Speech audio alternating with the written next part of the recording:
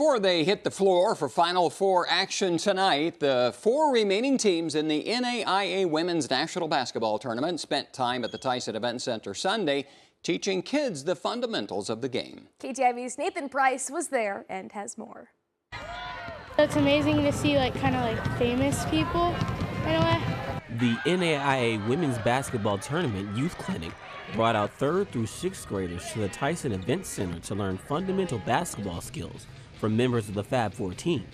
For many of the students, this is a unique chance to feel what it's like under the championship lights, inspiring them to set their goals up in the rafters. So I think it would be really amazing to come out here and play to support your team and to have people come and support you as well. The youth of this clinic not only learned about basketball fundamentals, but they also learned how to tap into a champion's mindset. And who better to teach that mindset than 4 teams vying for a national championship?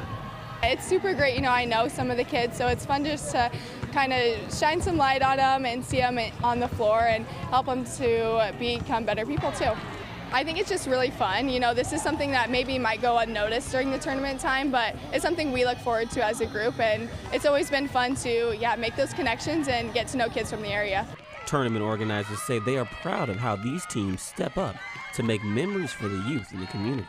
It's incredible. It's really what Champions of Character in the NAIA is all about. It's about giving back to your community and just having that servant's heart. And when I put these players out here with our local 3rd through 6th graders, smiles start to happen and memories are made. It's awesome. And those memories are sure to last beyond the final buzzer. In Sioux City, Nathan Price, KTIV News 4. And as part of the clinic, the youth got a free ticket to the semifinal or the championship game.